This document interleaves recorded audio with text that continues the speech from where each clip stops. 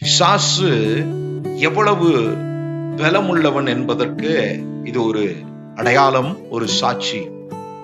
அதே ரெபெக்காளுடைய கற்பத்திலே ஏசாவை அவன் உருவாக்குகிறான். ஏன்?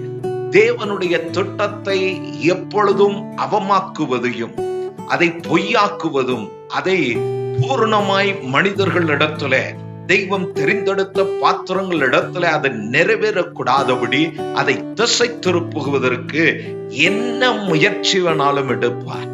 பிசாசனுடைய பலன் ரெபெக்காளுடைய கற்பத்தையே தொட்டு அங்க இன்னொரு குழந்தையை உருவாக்க முடிகிறது. அதனால் உலகத்தில் நடக்கிற அற்புத அடையாளங்கள், சோசியல் மீடியால வருகிற இந்த அடையாளங்களை எல்லாம் பார்த்து ஏமாந்து போகாதிருங்கள். தேவன் நேசித்ததான மனிதன் யாக்கோபு. ஏசா யாக்கோபனுடைய ஸ்தானத்துக்கு ஏற்படுத்தப்பட்டவன். பிசாசனுடைய கைக்குழி கையாளாய் இருந்தான். அதனால்தான் அவனுடைய குணம் ஒரே கற்பத்தில் பிறந்தாலும் அவனுடைய குணங்கள் முற்றிலும் வேறுபட்டு காணப்பட்டதற்கு காரணம் அவன் பிசாசின் மகன்.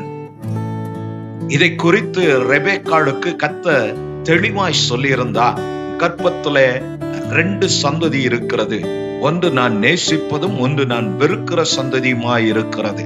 அதனால் நான் நேசிக்கிறவனை குறித்து நீ ஜாக்கிரதையாயிரு என்று சொல்லி அவளுக்கு எச்சரிப்பை கொடுத்தது நிமித்தம் அவள் அந்த எச்சரிப்பை உள்வாங்கி கற்பத்தில் 2 சந்ததியும் பெற்றெடுத்து அந்த தெய்வம் நேசிக்கிற சந்ததியாம் யாக்கோபை, ஆபிரகாமுக்கு வாக்கு கொடுத்த வாக்கு தத்துவத்தின் சந்ததியின் மேல் அவள் கரிசனை உள்ளவராய் அவள் தெளிவாய் யாக்கோபை நடத்தினார். கிறிஸ்துவில் பிரியமான தெய்வ ஜனமே, இதை கேட்டுக்கொண்டு இருக்கிறதான கர்த்தருடைய பிள்ளைய, ஞானி நீதிமொழியில ஒரு வார்த்தை எழுதுகிறார். அது என்னவெனில், என் கட்டளைகளையும் என் போதகத்தையும் என் வார்த்தைகளையும் நீ காத்துக் கொள்வாயானால் நீ பிழைத்துக் கொள்வாய். நான் உங்கள் நம்பிக்கையின் தந்தை ஆபிரகாம். பாஸ்டர் ஆன் போஸ்டர் சேனலை பார்வையிட்டதுக்கு நன்றி.